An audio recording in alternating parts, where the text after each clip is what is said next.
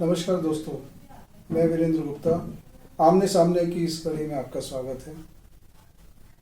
देश को आज़ाद हुए इतना समय हो गया है, लेकिन जैसा कि हम देख रहे हैं कि शहीदों के सम्मान में हमारी सरकारों ने, हमारे जनमानस ने, हमारे स्कूलों के पाठ्यक्रम में इनको कितना सम्मान दिया गया है, ये एक विचारणीय विषय है। तो इसी शहीदों के सम्मान के लिए जो लोग कार्यरत हैं, हमारे समाज में बहुत से लोग हैं, लेकिन वो अनदेखे हैं, अनछुए हैं।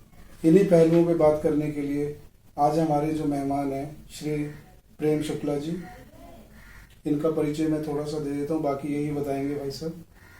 तो शहीदों के सम्मान के लिए इनकी संस्था जो काम कर रही है, दिल्ली सरकार की शिक्षा विभाग में प्रवक्ता है। तो ये जो लोग काम कर रहे हैं, बहुत ही बढ़िया काम कर रहे हैं। तो हम मिलवाते हैं प्रेम शुक्ला जी। प्रेम शुक्ला जी, नमस्कार। आपका बहुत बहुत आभार। और आप आए यहाँ पर हमारे इस शहीद स्मृति चेतना समिति के कार्यालय में।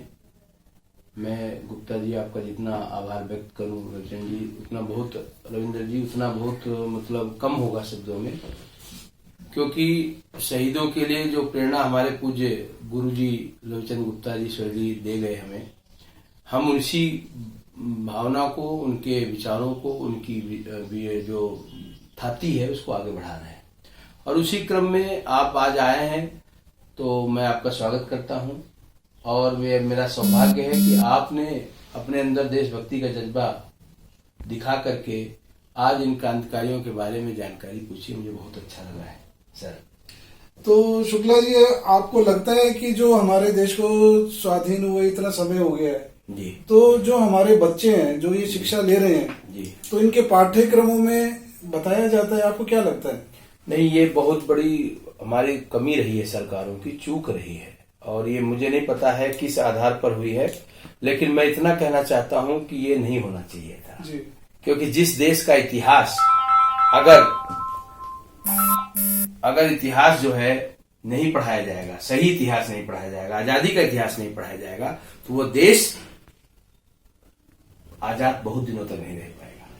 तो ये मैं मानता हूं कि ये बहुत बड़ी कमी रही है और इस कमी को सुधारने का प्रयास आज की सरकारें करें तो ज्यादा अच्छा होगा।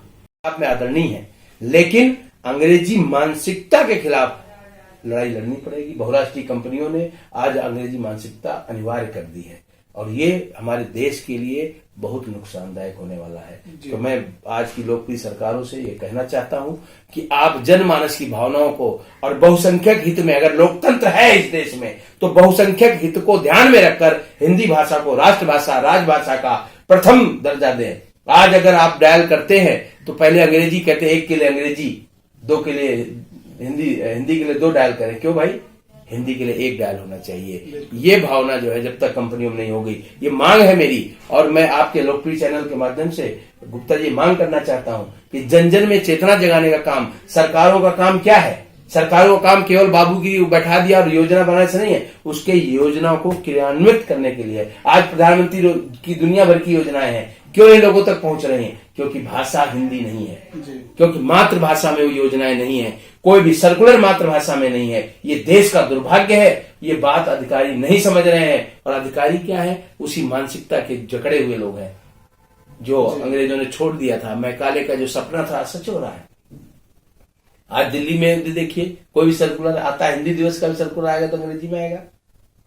क्यों भाई? क्या हिंदी हमें नहीं आती है? क्या हम इंग्लैंड में रह रहे हैं?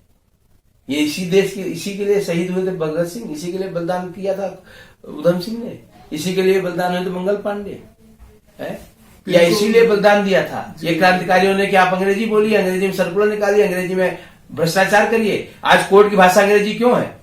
मैं पूछना चाहता हूं, हिंदुस्तान को 75 किस बात का आप अमृत महोत्सव मना रहे हैं? आप संकल्प लें कि आज के बाद सभी न्यायालयों की भाषा हिंदी होगी। जिसको अंग्रेजी ट्रांसलेशन चाहिए, जिसको अंग्रेजी में है वो ट्रांसलेशन ले, अन्य भाषा का ट्रांसलेशन उपलब्ध होगा पहली। लेकिन वहां पर सुनवाई सुप्रीम कोर्ट से लेकर हर न्यायालय की भाषा हिंदी होगी। क्यों नहीं कानून आप ये काम करिए, आजादी का अमृत महोत्सव ढिढोरा पीटने से, कार्यक्रम से कुछ नहीं होने वाला। बेसिक काम में सरकार को एक ही काम कह रहा हूं कि अगर आप हिंदी का सम्मान करें और आजादी का अगर वास्तव में 75वां वर्ष मना रहे हैं, तो अब तो हिंदी को राजभाषा का दर्जा दिला करके उसका सम्मान दें। कोई विरोध होता होने दो, बिल्कुल ठीक बात। विरोध अच्छे काम का होगा, जो विरोधी मानसिकता वाले लोग हैं उनको करने दो विरोध, क्योंकि हिंदी के अलावा और कौन सी भाषा है देश में जो बराबर खड़ी हो सकती है? कोई है? कोई हो अगर और दूसरी भाषा तो उसका मूल्यांकन करा लो, और नहीं है तो हिंदी रहेगी। अंग्रेजी को उसकी तरह, राज्य भाषाओं की तरह अंग्रेजी को रखो, जिस तरह अन्य राज्य की भाषाएं हैं वैसे अंग्रेजी को सेकेंडरी करो। ये मैं कहता हूं आजादी का अमृत महोत्सव वास्तव में मनाया जाएगा। ये मेरा संदेश है, मेरी संस्था का संदेश है, ये शहीदों का संदेश है। और अगर ऐसा नहीं हुआ, यकीन मानिए 5 वर्ष में हम ये, हमारी संस्था और हमारे लोग पूरे देश में आंदोलन खड़ा करके करवाएंगे। सरकार को मजबूर कर रहे, अगली सरकार को अपनी घोषणा पत्र में लागू करना पड़ेगा कि हम हिंदी को राजभाषा का, पहली राजभाषा का अधिकार देंगे। अंग्रेजी को राजभाषा के अधिकार से वंचित कर रहे हैं। वो केवल भाषा रहेगी, संपर्क भाषा के रूप में रहेगी, राजभाषा अंग्रेजी नहीं होगी। ये 5-10 साल की लागू हुई थी। किसने मजबूरी में बढ़ाया? क्यों बढ़ाया? क्यों नहीं विरोध हुआ उसका? आज जब विरोध हो, नहीं, बिल्कुल ठीक बात है। देखिए, ये एक पीड़ा, एक देशभक्त की पीड़ा है, ये आम नागरिक की पीड़ा है। देखिए, आम नागरिक अपने देश के कौन है? जो आम बोलचाल की भाषा में न्यायालय में अपना कोई पक्ष प्रस्तुत नहीं कर सकते, तो कितनी दिक्कत होती है। देखिए, उनकी आज भी भाषाएं जो हमारी आज़ादी से पहले की थी, आप अगर कोर्ट कचहरी में देखिए आम लोगों का जो है वास्ता पड़ता है, तो उनकी आज भी वही भाषाएं चल रही हैं। गुलामी की मानसिकता किस कदर हावी है, ये आपके जो दैनिक व्यवहार में आप देख सकते हैं। ये कोई छुपी हुई बातें नहीं है। अभी हम यहाँ देख रहे हैं, देखिए कुछ मुझे चित्र नजर आ रहे हैं इनके, और बताया गया है कि मुझे रक्त से बनाए गए चित्र हैं। थोड़ा आप बताएंगे शुक्ला जी ये चित्र? देखिए, हमारी संस्था के पूज्य रविचंद्र गुप्ता जी ने जब शुरुआत की 97 में, पहला चित्र अपने रक्त से नेताजी का बनाया, और उसके बाद ऐसी सीरीज में 100 चित्र बनाए जी। और वो 20 साल हो गए जब गुप्ता जी नहीं रहे 2017 में 22 अप्रैल को, तो उनकी उस कार्य को विस्मृत न हो। क्योंकि हम प्रदर्शनी लगाते थे, तो जब कलरफुल प्रदर्शनी लगाते थे तो लोग कहते थे कि इस प्रदर्शनी से तो ये तो चित्र ऐसे निकाल लिए होंगे व्हाट्सएप से और वहां से या फेसबुक। नहीं है, ये हमारे लिए मूर्तियां हैं, देवता हैं ये। क्योंकि मेरा कहना है कि शहीद भगवान नहीं तो भगवान से कम भी नहीं।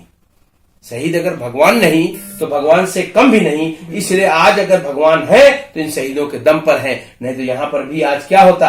आज भी यहाँ पर ईसा मसीह के वंशज होते या दूसरे धर्म के वंशज होते, हम लोग नहीं होते। ये आजादी दिलाई है तो अपने खून दे करके इन्होंने हमारे भगवान को बचाया है। तो अगर हम इनको भगवान नहीं मानते तो भगवान से कम भी नहीं मानना चाहिए। हर आदमी को एक चित्र शहीद का अपने आप लगाना चाहिए जो उसका फेवरेट है, और कहें कि हमारा आदर्श ये है, मंगल पांडे है, हमारा आदर्श भगत सिंह है, हमारे आदर्श चंद्रशेखर आजाद है। तो बच्चों के अंदर एक देशभक्ति का जज्बा पैदा होगा और इस तरह से आवाज होगी। ये मैंने गुरुजी का चित्र बनाया रक्त से, क्योंकि गुरुजी ने जब बनाए थे और उनकी बेटी ने भी अपने रक्त से गुरुजी के चित्र बनाए, और मैंने पहला चित्र जो बनाया था वो आपके संस्कृति चैनल में। ऐसे 150 चित्र हमारी संस्था पे हैं जो रक्त चित्र है, जिसमें शहीद बच्चों के भी चित्र है, क्रांतिकारी महिलाओं के भी चित्र हैं, प्रवासी भारतीयों के चित्र हैं जो क्रांतिकारी अमेरिका के गदर आंदोलन के चित्र हैं। ऐसे सारे चित्रों की प्रदर्शनी है, और मुझे खुशी है कि आपने आज ये देशभक्ति की बात करी है, मुझे बहुत अच्छा लगा है। मैं 2 लाइनें आपको कवि मनु शर्मा जी की सुनाता हूं कि जिनके बलिदानों से भू अंबर क्षितिज तक हिल गए, रक्त से रंजित धरा पर क्रांति पुष्पक खिल गए, विश्व के निर्माण में जो नींव के पत्थर बने, मंजिलें उनसे मिली वे मंजिलों में मिल गए, वे मंजिलों में मिल गए। ऐसे नींव के पत्थर हैं हमारे शहीद। आज अगर देश का निर्माण है तो इन शहीदों की शहादत के बलिदानों के दम पर खड़ा है। मैं नमन करता हूँ, सशक्त नमन करता हूँ। जय हिंद, वंदे मातरम। बहुत बहुत धन्यवाद शुक्ला जी। जैसा कि आपने देखा, देखिए कितना शहीदों के लिए इतना सम्मान, और शहीदों को मेरा खुद मानना है, आप सभी का मानना होगा कि विस्मृत किया गया है, इतिहास के पन्नों से इन्हें भुला दिया गया है। तो इसी तरह के और भी जो समाज में देखे लगे हुए प्रयास हैं, तो छोटे प्रयास नहीं होते, ये छोटे छोटे हमें लगते हैं क्योंकि ये लाइमलाइट में नहीं आ पाते। इसी तरह के और भी प्रयासों को हम कवर करते रहेंगे अपने चैनल के माध्यम से। अगर आपको हमारा चैनल अच्छा लगे, सब्सक्राइब कीजिए, लाइक कीजिए। धन्यवाद, शुक्रिया।